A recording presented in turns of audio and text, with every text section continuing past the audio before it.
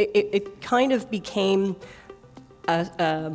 me trying to find someone like me trying to find somebody I could be related to, me trying to find that uncle in my family tree.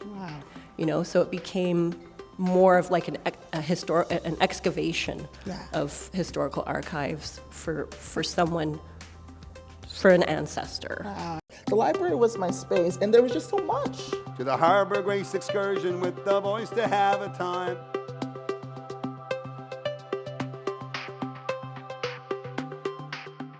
Hi, everybody. Thanks so much for coming out tonight. I'm so excited to be here myself. Super happy. I've spoken with Suzette before, but I've never met her, really spent time with her in person, so this is very thrilling for me as well. Me too. Oh, good. First of all, I just want to say congratulations again to you. And your book is just so glorious and such a wonderful story, but also really a wonderfully told story. And I think it's just going to be a classic. It's just a wonderful novel.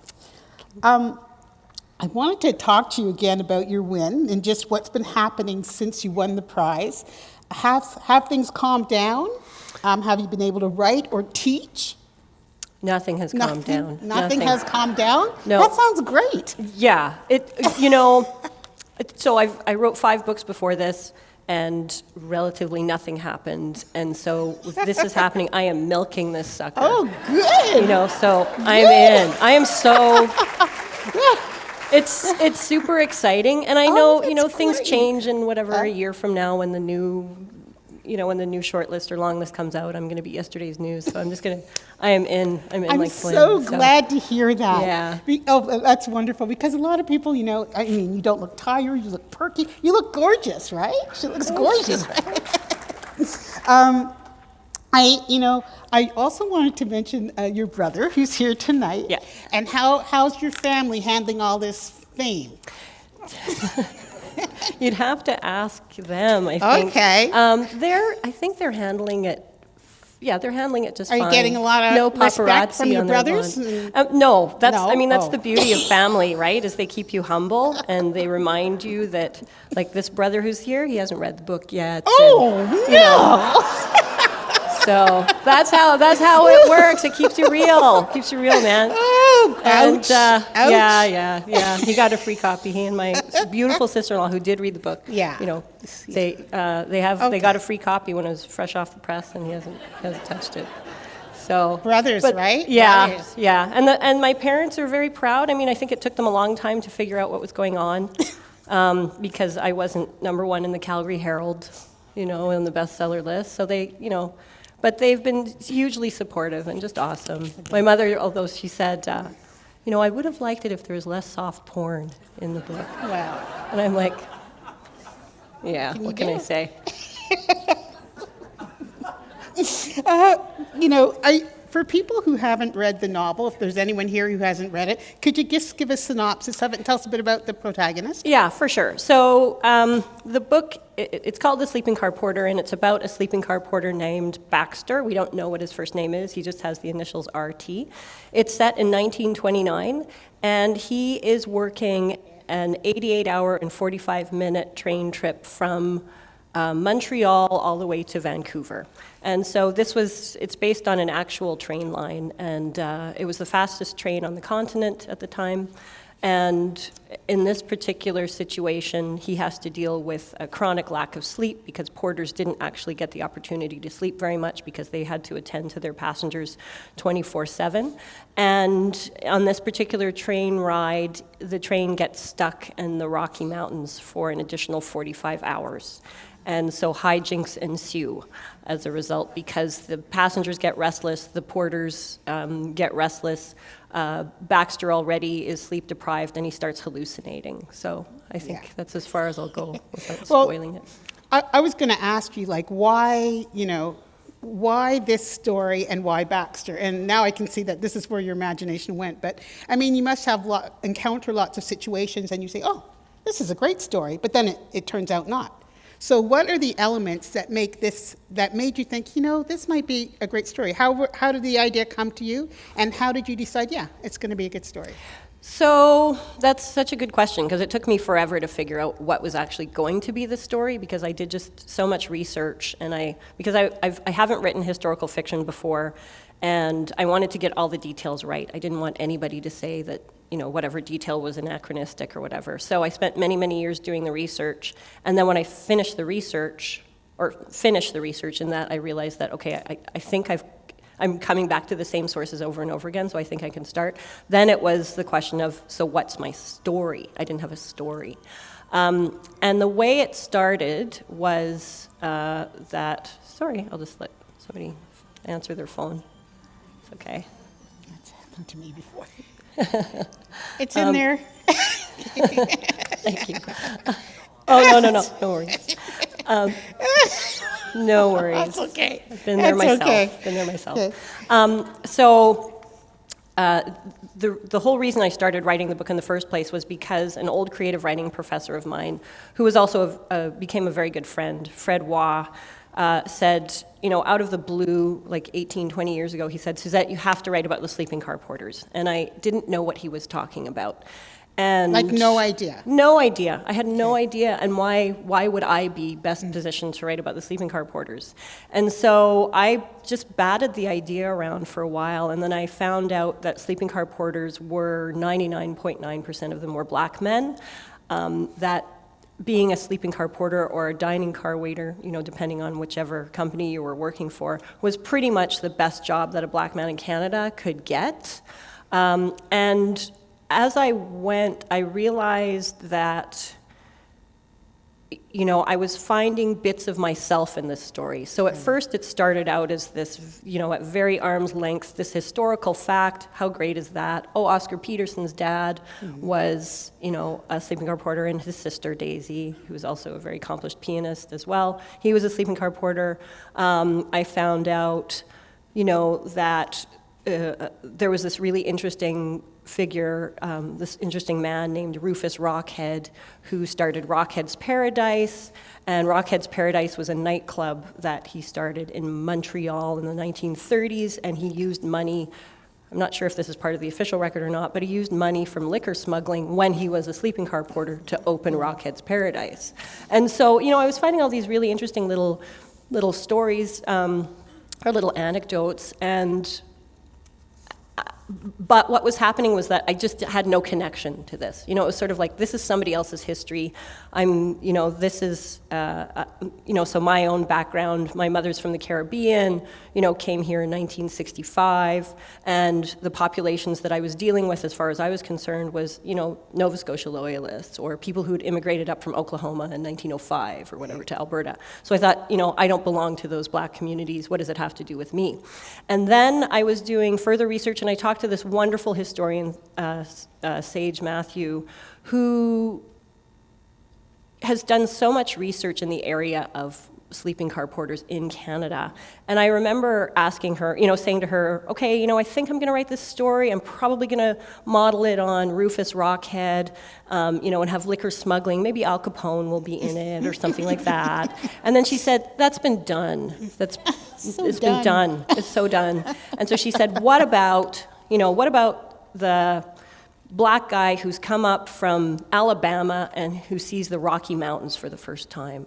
And I thought, I can do that. You know, I live in Calgary. The Rocky Mountains are an hour and a half away. You know, if I climb up a high enough hill, I can see them from that hill in Calgary. And so I thought, okay, geographically, it's a bit closer to me. I can handle that. And then I did more reading into Sage Matthews' work, and I discovered that the CPR was deliberately, actively, even though it was against the law, they were actively recruiting men from the Caribbean to come and work for the railways, CPR, and one of the islands they were recruiting from was the Bahamas. Like that was one of the countries they were recruiting from. And my mother's from the Bahamas, and so I thought, wait a second, you know, maybe I do have some sort of connection here. Maybe there is maybe a great uncle somewhere, possibly, who, you know, hasn't been talked about. And so I had that, and then. It still wasn't quite there until I thought, you know, what if I was in that time? What if I was in 1929? What would I be interested in? Because he's got to have some sort of passion of some kind. And I realized, well, probably, I'm interested, because of my brother, I'm interested in horror literature. I'd probably be reading Dracula. I'd probably be reading Amazing Stories magazine or Weird Tales magazine. I'd be reading The Beetle by Richard Marsh, which was, actually outsold Dracula. It was far more popular than Dracula, but has fallen to the wayside. So once I figured out that, he's actually just a nerd. Baxter's just like a nerd who likes scary things. I get it. It was like I can relate to him. And then also, if he's a queer man, then I can also tap into that because I'm a queer person and I know what it's like to have to live a secret life and lie and, be an amazing actor to all the people around you so that they won't find out, And so it kind of became me trying to find someone like me trying to find somebody I could be related to, me trying to find that uncle in my family tree. Wow. So it became more of like an excavation of historical archives for an ancestor. Wow, I would never have thought that it went that. I guess I thought maybe you had a story up front. And wow. No. Like a piece of wood, and you have to carve it out of that, Kind of, but it's all papers and books, right? And then sort of the clincher for the story was when I just happened to be reading CBC, the CBC website, and there was a 45-hour a train trapped for 45 hours in the Rocky Mountains, and I thought, like recently, and so I thought, okay, that's my story. Yeah. That's interesting. Baxter, he wants more than just to live. Like for me, sometimes I'm thinking if I lived back then, or sometimes even now, it's just enough to aspire to it's hard enough to be Black and just aspire to a happy, ordinary, unharassed life. Yeah. That should be enough. Yeah. But he also wants to be a dentist. And tell me about the importance of that dream in his life and in the novel. Well, he needed to have something more than this job.